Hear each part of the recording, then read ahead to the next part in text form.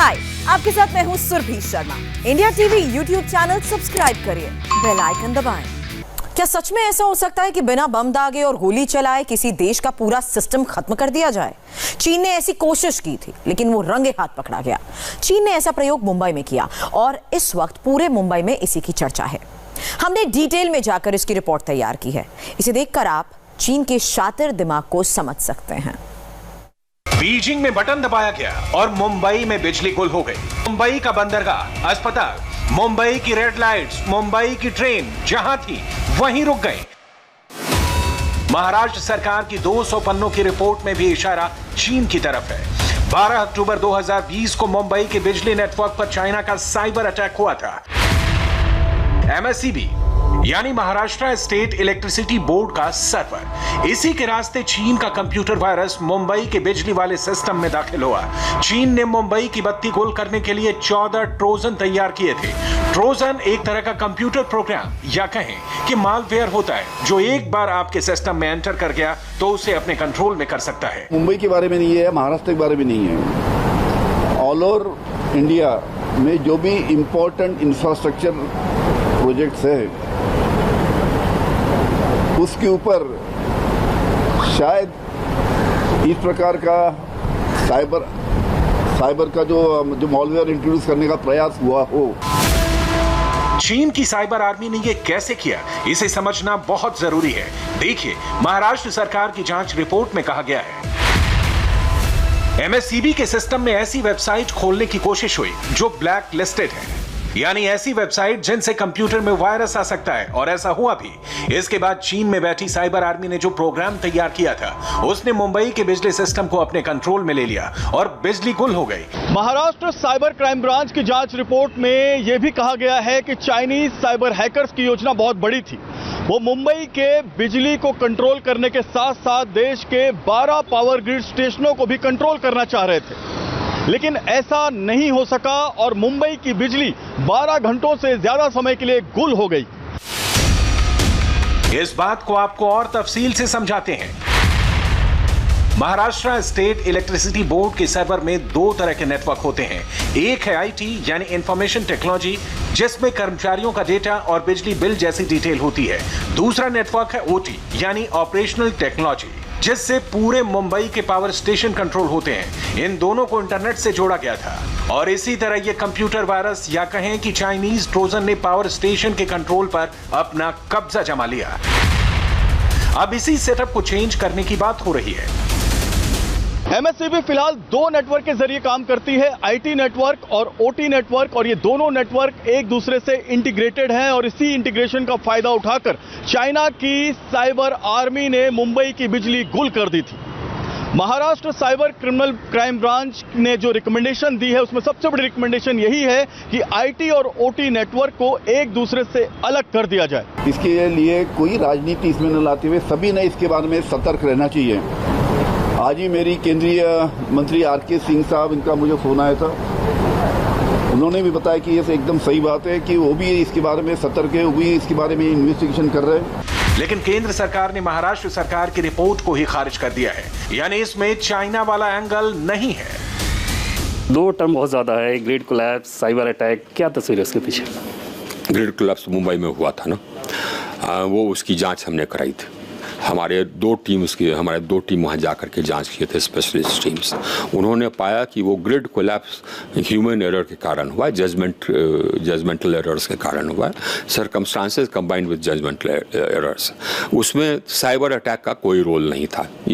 उनको जो कहना है उनको कहने दीजिए ना, मैं रखूंगा रिपोर्ट, उसके बाद उनका रिप्लाई पूछता हूँ। 12 अक्टूबर को जो घटना है उससे संबंधित जितनी रिपोर्ट्स आई है वो कल टेबल करने वालों में सवाल।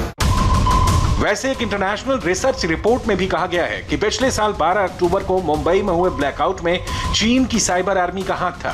न्यूयॉर्क टाइम्स की रिपोर्ट में अमेरिकी साइबर फर्म रिकॉर्डेड फ्यूचर का हवाला दिया है। रिकॉर्डेड फ्यूचर की रिपोर्ट में कहा गया है कि चीन की कंपनी रेड इको ने साइबर हमले की एडवांस तकनीक का सहारा लेकर भारत के करीब 1 दर्जन पावर ग्रिड को गुपचुप तरीके से कंट्रोल करने की कोशिश की थी। मुंबई में हुए ब्लैकआउट को लेकर भी महाराष्ट्र सरकार की रिपोर्ट चीन की तरफ इशारा कर रही है।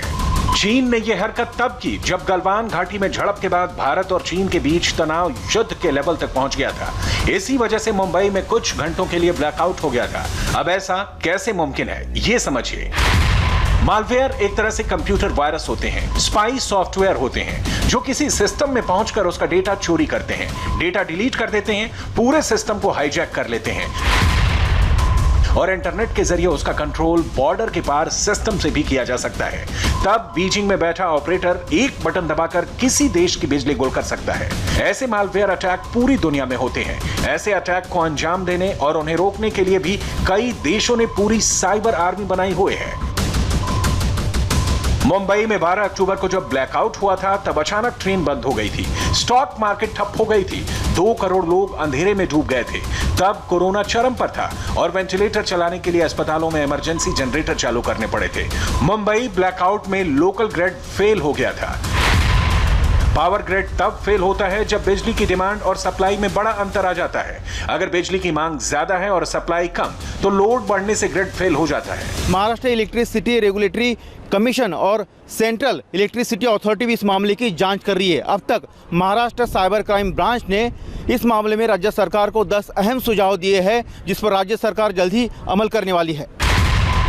भारत के अलावा चीन के hacker Japan, America, Britain, Australia, Spain, Italy और जर्मनी समेत 12 देशों को टारगेट कर रहे हैं। साइबर अटैक हुआ हमारे northern regional load dispatch centre पर, southern regional load dispatch centre पर, मुंबई के स्काडा सिस्टम पर वो हुआ और इसकी जानकारी भी हम लोग को मिली। ये northern regional load dispatch centre और southern regional load dispatch centre के बारे में हमको जानकारी मिली। उसका फिर इन्वेस्टिगेशन हुआ, पाया गया ट्रोजन मैलवेयर, उसको निकाला गया और फायरवॉल्स को स्ट्रेंथन किया गया। चाइनीज हैकर आर्मी APT10 जैसे स्टोन पांडा के नाम से भी जाना जाता है। इसने सिर्फ अक्टूबर 2020 में ही भारत के पावर ग्रिड, IT कंपनियों और बैंकिंग सेक्टर्स पर 40,000 से ज्यादा बार साइबर अटैक किया था। रिकॉर्डेड फ्यूचर की रिपोर्ट में कहा गया है कि भारत के कुछ बेहद संवेदनशील और सामरिक ठिकाने चाइनीज हैकरों के निशाने पर हैं और वो भारत के सिस्टम को हैक करने के लिए बेहद अत्याधुनिक वायरस का इस्तेमाल कर रहे हैं। इसमें बिजली कंपनियों, बैंक, बंदरगाह और नेशनल सिक्योरिटी से जुड़े सेंटर शामिल हो सकते हैं।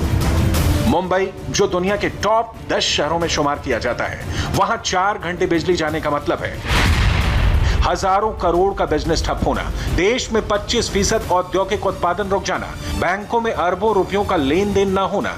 मुंबई की बिजली को रिस्टोर करने में 10 से 12 घंटे लगे, लेकिन मुंबई की जो आर्थिक व्यवस्था है वो इस दौरान पूरी तरह से चरमरा गई।